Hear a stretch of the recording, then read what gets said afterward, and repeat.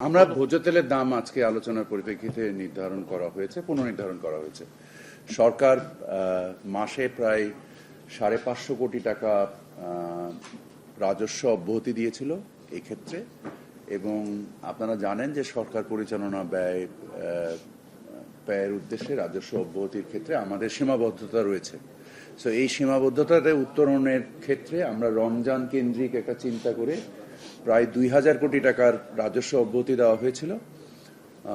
আমরা এই মুহূর্তে আন্তর্জাতিক বাজার এবং আমাদের ট্যারিফ কমিশনের যে ফর্মুলা, এটার ভিত্তিতে আমরা আজকে বাজারে তেলের মূল্য পুনর্নির্ধারণ করেছি। আমাদের যে ফর্মুলা আসে তাতে তেলের দাম আসে প্রায় 197 টাকা, বাট আমরা শিল্পের সাথে আলোচনার ভিত্তিতে এবং তাদের সাথে একটা সহযোগিতার ভিত্তিতে আমরা 189 টাকায় প্রতি লিটার সয়াবিন তেল আমরা রাখতে সক্ষম হয়েছি। বোতলের ক্ষেত্রে এবং 20 টাকা কম হচ্ছে আপনার খোলা বাজারের জন্য। আমরা এটা নির্ধারিত হয়েছে আজকে, এবং আমরা আশা করি আপনারা নিশ্চয়ই জানেন যে আমরা তেলকে বৈচিত্র্যময় করার জন্য আমাদের দেশের মোটামুটি প্রায় 30 লক্ষ টন তেলের একটা চাহিদা আছে। তার মধ্যে প্রায় 7 লক্ষ টন আমাদের স্থানীয় সয়াবিন তেল থেকে আসে। আমরা নতুন করে অ্যাবাউট 6 লক্ষ টন যে রাইস ব্র্যান অয়েল আছে, এটাকে আমরা বাজারে আনতে সক্ষম হয়েছি, এবং আমরা প্রতিযোগিতার সক্ষমতা বৃদ্ধি করার জন্য ক্ষেত্রে আমাদের সেনা কল্যাণ সংস্থার যে অয়েল মিলটা আছে তাকেও আমরা কার্যকরী করার জন্য টিসিবির সাহায্যে আমরা তাদেরকে কার্যক্ষম করার প্রচেষ্টা করছি। তাদের 3 লক্ষ টনের উৎপাদন সক্ষমতা নিয়ে তারা মাত্র 20,000 টন উৎপাদন করত। তাদের তেল তারা যেন পূর্ণ মাত্রায় উৎপাদন করতে পারে। এছাড়া আরও দুটো তেল কোম্পানি যেমন গ্লোব অয়েল কোম্পানি, তারাও প্রোডাকশনের বাজারে এসছে, এবং চিটাগংয়ের আর একটা বৃহৎ কোম্পানি নতুন করে আবার বাজারে এসছে। সো আমরা আশা করি যে আজকে যে মূল্যটা নির্ধারিত হলো, আমরা সামনে বাজারটাকে আমরা সরকার এখান থেকে প্রায় 550 কোটি টাকার রাজস্ব আহরণ সাহায্য করবে, এবং আমরা আশা করি যে সামনে ইনশাল্লাহ বাজারের দাম আবার আমরা কমাতে পারবো। আমরা যদি বাস্তবতাকে মেনে নিয়ে আগাই, তাহলে আমরা সামনে প্রতিযোগিতার কারণে মূল্য আশা করি ইনশাল্লাহ আমরা এই মূল্য কমাতে পারবো। রাজস্ব আদায় এবং আন্তর্জাতিক বাজারের যে যে মূল্য, দুটো সমন্বয়েই এই দামটা বেড়েছে। অনেক সময় দেখা যাচ্ছে মূল্য নির্ধারণ করার পরে খুচরা পর্যায়ে, মিল গেট পর্যায়ে বা ডিলার পর্যায়ে এবং পাইকারি পর্যায়ে বিশৃঙ্খলা হয়, মানে কোন স্তরে কত টাকা রাখবে, এটা কি আপনারা চেঞ্জ করবেন কিনা? যেহেতু দামটা বেশি, এখানে তো এবার বিশৃঙ্খলা আরেকটু বেশি হতে পারে। না, আমরা কোনো বিশৃঙ্খলা দেখি না, কারণ আপনারা নিশ্চয়ই দেখছেন যে পাম অয়েলের ক্ষেত্রে সরকার যে মূল্য নির্ধারণ করেছে এবং প্রতিযোগিতার সক্ষমতা বৃদ্ধি করার কারণে নির্ধারিত মূল্যের থেকেও প্রায় 10 টাকা কম দামে বাজারে পণ্য বিক্রি হচ্ছে। সেটা যদি আপনারা বলেন অস্থিরতা, এই অস্থিরতা তো পণ্য মূল্য কমাতে সাহায্য করছে। এর একমাত্র কারণ হচ্ছে মানে বাজারের যে যে ব্যাপ্তি, এর পরিসর বৃদ্ধি করার মাধ্যমে আমরা অতিরিক্ত প্রতিযোগিতা সৃষ্টি করতে পেরেছি, এবং আমরা আশা করছি যে আগামী 2-3 মাসের মধ্যে আরও 2-3টা কোম্পানি যে প্রোডাকশনে আসবে, এবং আমরা যে স্থানীয়করণ করতে পেরেছি 30 লক্ষ টনের ভিতরে 7 লক্ষ টন সরিষার তেল এবং 6 লক্ষ টন আমাদের যে রাইস ব্র্যান অয়েল, এই দুটো মিলিয়ে প্রায় 10-12 লক্ষ টনের যে একটা স্থানীয়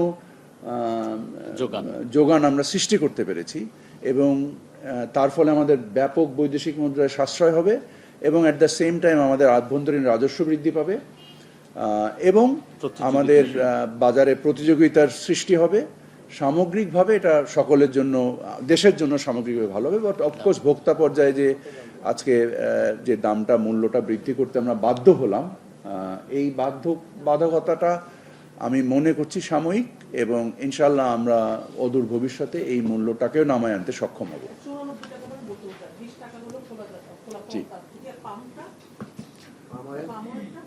পাম অয়েলের আজকের বাজার মূল্য তো আমি যতটুকু জানি অনেক কম, 14 টাকা বাড়লো। 14 টাকা। ডিজাইন, এলিগেন্স, বিউটি, সেরা পণ্য সবার জন্য। জেভিকো। খোলা তেল আমি যতটুকু জানি 20 টাকা কম পার লিটার। পামের যদিও নির্ধারিত মূল্য প্রায় সিমিলার, বাট বাজারে বিক্রি হচ্ছে আরও 10 টাকা কমে। এখন প্রশ্ন আসতে পারে যে কেন বিক্রি হচ্ছে নির্ধারিত মূল্য থেকে কমে, কারণ আমরা আজকে আসলে বেসিক্যালি সয়াবিন কেন্দ্রিক আলোচনাটা হয়েছে আমাদের। পাম স্পেসিফিক আলোচনা আমি আসলে প্রধান উপদেষ্টার দপ্তরে আজকে একটা বিশেষ জরুরি সবার মধ্যে থাকার কারণে এই সভাতে আমি ব্যক্তিগতভাবে আজকে উপস্থিত থাকতে পারিনি, বাট তারপরেও আমি যে আপডেট নিয়েছি আলোচনার পক্ষে, এবং এই আলোচনার সাথে আমি সামগ্রিকভাবেই সংশ্লিষ্ট ছিলাম, রিমোটলি হলেও সংশ্লিষ্ট ছিলাম থেকে পাম অয়েলটা আমার ধারণা বাজারে এখন যেহেতু শীতকাল নেই এবং গরমকালে আমাদের পাম অয়েলের চাহিদা বৃদ্ধি পায়, এর ফলে সয়াবিনের উপরেও চাপ কমবে এবং পাম অয়েলের ব্যবহার বাড়বে এবং পাম অয়েল বাজারে আরও প্রায় 10 থেকে 15 টাকা কম দামে বিক্রি হচ্ছে। সরি, না, প্রধান উপদেষ্টার মিটিং কমপ্লিটলি ডিফারেন্ট বিষয় হয়েছে। একটা বিষয় হচ্ছে যে এটা রোববারে ম্যানুফ্যাকচার মিল মালিক আছে তাদের সংগঠন এই দামটাই তারা প্রেস রিলিজ আকারে গণমাধ্যমে পাঠিয়ে দিয়েছে রোববার সংবাদ বিজ্ঞপ্তি আকারে। আজকে হলো মঙ্গলবার, আজকে আপনি বললেন তো তারা আগে আসলে আপনাদের সাথে না, ওনারা এটা করতে পারেন না, ওনারা এই প্রেস রিলিজ, না, এটা ইটস এ ডিফল্ট, ওনারা এই কাজটা করতে পারেন না। ওনারা ট্যারিফ কমিশনে অ্যাপ্লাই করবেন এবং এটা যেহেতু মানে এসেনশিয়াল পণ্য হিসেবে নির্দিষ্টকৃত এবং সরকার এই মূল্য নির্দিষ্ট করেন, সো ওনাদের এই কাগজের কোনো বেয়ারিং নাই।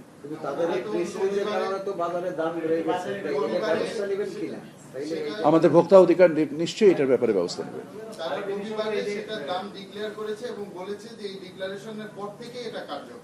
দেখুন, আমাদের যে রাজস্ব অব্যাহতিটা চালু ছিল এটা 30 তারিখে, এই মাসের 30 তারিখে, গত মাসের 30 তারিখে শেষ হয়ে গিয়েছে।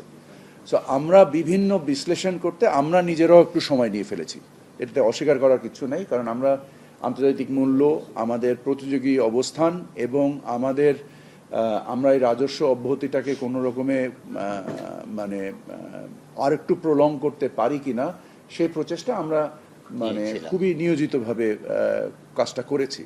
কিন্তু পরবর্তীতে আমরা দেখেছি যে আমাদের এই টাকাটা অব্যাহতি দেওয়াটা এই মুহূর্তে সরকারের জন্য খুবই সংবেদনশীল। এই কারণে আমরা এই মূল্য, এবং আমরা মনে করছি যে যেহেতু আমাদের মূল্যস্ফীতি এখন নিয়ন্ত্রণের মধ্যে আছে, সো আমাদের যে সমন্বিত ব্যয় একটা সংসারের, এই ক্ষেত্রে এই 14 টাকা আমরা যদি দেখি যে একটা সংসারে যদি 5 লিটার তেল লাগে তাহলে 5×14 70 টাকার মূল্য বৃদ্ধি ঘটবে প্রতি মাসে।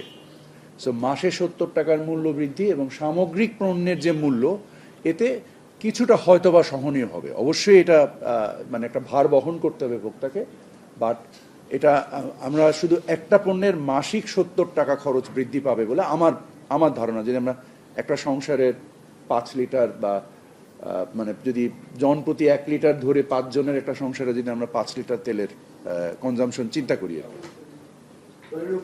একটা প্রশ্ন সবসময় হয় যে দাম আপনারা নির্ধারণ করে দেন সেই দাম কখনো বাজারে বিক্রি হয় না, তো এখন যদি না হয় আপনার কি ব্যবস্থা? এবছর তো তার চেয়ে কম দামে হয়েছে। আপনার কথাটা হয়তো পরিপূর্ণ সঠিক নয়, কারণ যে দাম নির্ধারিত আছে, যদি আপনি দেখেন পাম অয়েলের ক্ষেত্রে নির্ধারিত মূল্যের থেকেও প্রায় 15 টাকা কম দামে পাম অয়েল বিক্রি হয়েছে। না, আপনার তত সঠিক না, কারণ আমাদের শীতকালে যেটা হয় 70 ভাগ হয় সয়াবিন, 30 ভাগ হয় পাম অয়েল, আর গরমকালে হয় 70 ভাগ পাম অয়েল, 30 ভাগ সয়াবিন। এটা উল্টে যায়। আমাদের ভোক্তা অধিকারকে আমরা মানে আপনারা জানেন যে এবার রমজান থেকে শুরু করে ভোক্তা অধিকার যথেষ্ট অ্যাক্টিভ ভূমিকা পালন করেছে এবং আমরা সমন্বিতভাবে এই কার্যক্রম পরিচালনা করেছি। বাণিজ্য মন্ত্রণালয়েরও যারা বাজার পরিদর্শন করেন ভোক্তা অধিকার সহ এবং মাঠ প্রশাসনের জেলা প্রশাসক সহ সকলে সমন্বিতভাবে আমরা কাজ করে বাজার ব্যবস্থাকে একটা স্থিতিশীল রাখার ব্যবস্থা করেছি এবং সরবরাহ কেন্দ্রিক ব্যবস্থাকে উন্নত করার মাধ্যমে আমরা এই ব্যবস্থাটা করার চেষ্টা করেছি। সো আমরা একই পদ্ধতিই ফলো করব, যেহেতু এই পদ্ধতিটা কাজ মানে মানে মানে ইফেক্টিভ ছিল, সো আমরা একই পদ্ধতি ফলো করব।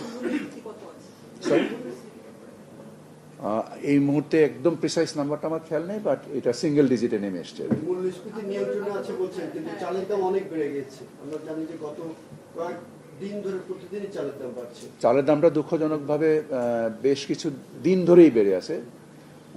আমাদের বড় আর সপ্তাহ দুয়েকের মধ্যে আসবে বাজারে, এবং আমাদের যে মূলত চিকন চাল, এই চালটা বড় থেকেই আসে। সেটা আপনারা নাজিসাইল বলেন বা মিনিকেট বলেন, এটা এই মৌসুমের চাল থেকেই এই চালটা আসে। সো আর 2 সপ্তাহের ভিতরে আমরা আশা করি বাজারে নতুন ধানটা উঠে আসলে, আল্লাহর রহমতে আমাদের এবারের ওয়েদার কন্ডিশন খুবই ফেভারেবল ছিল। সো আমাদের বিদ্যুতের ব্যবস্থা এবং আমাদের যে যার বিনিময়ে আমাদের ইরিগেশনস এবং আমাদের সারের যে সঞ্চালন, এই সামগ্রিক কর্মকাণ্ডের বিনিময়ে আমরা মনে করছি যে আমাদের আল্লাহ রহমতে আমাদের ফসলেও ধানেও একটা বরকত আসবে, এবং আমি আশা করি যে নতুন ধান উঠে আসলে বাজার আরও সহনীয় হয়ে উঠবে।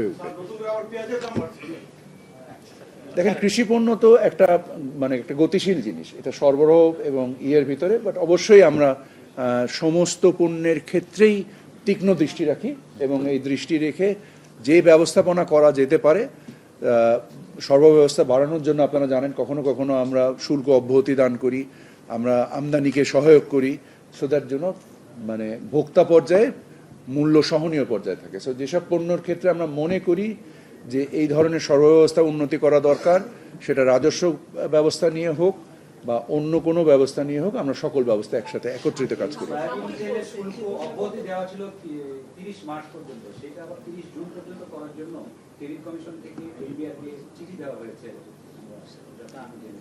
শুধু টেরিফ কমিশন না, আমরা সকলে মিলেই বিষয়টাকে বাণিজ্য মন্ত্রণালয় টেরিফ কমিশন না, আমরা তো এটা স্পষ্ট করে বলেই দিলাম যে আর বাড়ছে না। ট্রাম্পের 2 জন প্রতিনিধি 3 দিনের সফরে বাংলাদেশে আসবে। আমরা জানি যে শুল্ক আরোপ হলো, আবার সেটা 3 মাসের জন্য স্থগিত করা। বাণিজ্যিক বিষয়গুলি, দুদেশের বাণিজ্য ঘাটতি কমানোর ব্যাপারেও বর্তমান সরকার ভাবছে। সেই বিষয়গুলো আসলে ফোকাস পাবে না, বা কোন বাণিজ্যের কোন বিষয়গুলো একমাত্র সেই বিষয়টাই ফোকাস পাবে। অনেক ধন্যবাদ সকলকে। আসসালামু আলাইকুম।